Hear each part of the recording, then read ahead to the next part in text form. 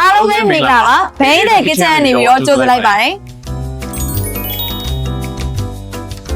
ဒီနေ့မှာတော့ကြက်ပေါင်းခေါက်ဆဲလေးကိုမိမိတို့ဘဲအားထုတ်တဲ့ rice cooker လေးသုံးပြီးတော့အရသာရှိရှိနဲ့မောင်နှမနှစ်ကချက်ပြသွားပါမယ်ရှင်ကဲအဲ့တော့ကျွန်တော်လည်းအတူတူလိုက်ပြီးတော့ချက်လိုက်ကြရအောင်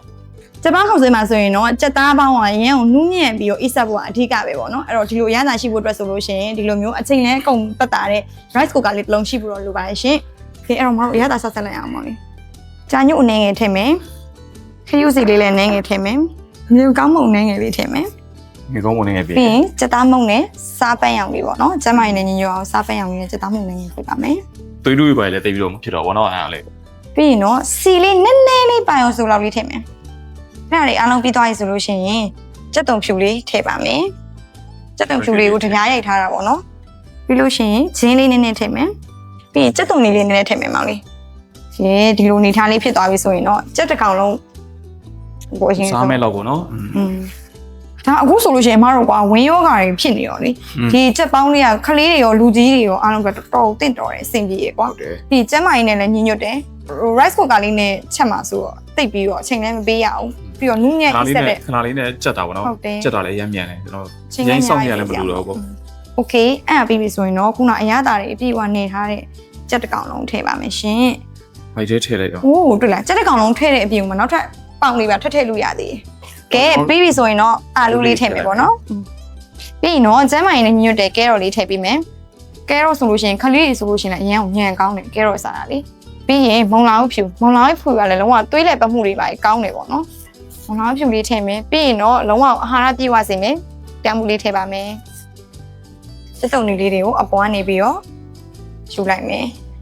မှုမွေးလေးနဲ့စားလို့ရမ်းကောင်းအောင်ပေါ့ချွတ်ချိုလေးရတာဖြစ်အောင်ကျွန်တော်ကြွတော့ကြိုက်တယ်လေကြွတော့ညိုက်ထည့်လိုက်ပြီးတော့စပလင်လေးလည်းနည်းနည်းပြန်ပြီးတော့ထည့်မယ်ကဲအားလုံးပြီဆိုရင်တော့ရှေးစုအောင်တည်ထားတဲ့ရင်လေးကိုထည့်လိုက်မယ်ပေါ့နော်မတို့ရှေးကအများကြီးထည့်စရာမလိုကြက်သားပေါင်းပါဆိုတော့လေမတို့ကဲမီနူးလေးရွေးလိုက်မယ်နော်မီနူးလေးရွေးမယ်ဆိုโอเคစုကမှတော့ first course style လေးနဲ့ချက်မယ်ပေါ့နော်ဒါဆိုရင်အချိန်အများကြီးလည်းမကုန်ဘူးမြန်နဲ့လည်းကြက်တယ်ကျမရင်းနဲ့လည်းညညွတ်တဲ့ကြက်ပေါင်းလေးရတယ်ပေါ့နော်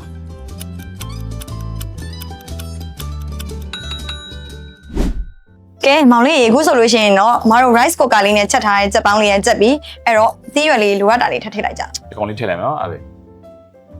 ကဲအဲ့ဆိုလို့ရှိရင်အသီးရွက်လေးလည်းကြက်ပြီးဆိုတော့မတို့ plate လေးပြကြရအောင်ရော့မောင်လေးကခောက်ဆွဲပတ်လေးခုနပြုတ်ထားပြီးသား ready ခောက်ဆွဲလေးကိုထည့်လိုက်နော်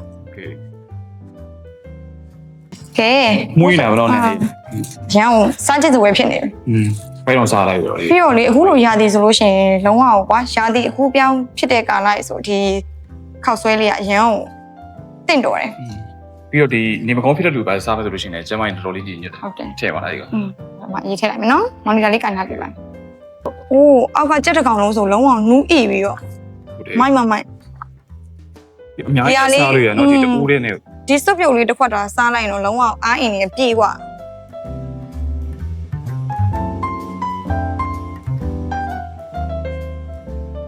โอเคဟာ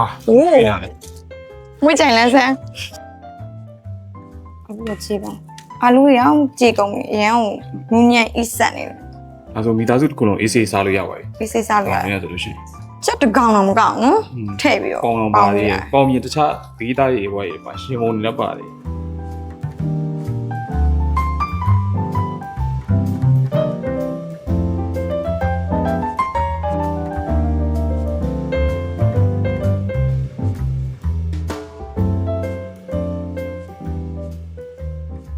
ကဲအခုဆိုလို့ရှိရင်တော့ဘဲအားထုတ်တဲ့ rice cooker လေးနဲ့ပေါင်းထားတဲ့ကြက်တစ်ကောင်လုံးပေါင်းလေးရပါပြီရှင်ပြီးတော့ဒီမှာကျွန်တော်ဒီဂျပန်ခေါက်ဆွဲလေးလည်းရပြီပေါ့နော်နောက်ပိုင်းမှာလည်းကျွန်တော်ဒီဘဲ in the kitchen ကနေပြီးတော့ဘယ်လိုမျိုးဟင်းလျာလေးကိုထပ်ပြီးတော့ချက်သွားမလဲဆိုတာသိအောင်ဆက်လက်စောင့်ကြည့်ပြီးပါဦး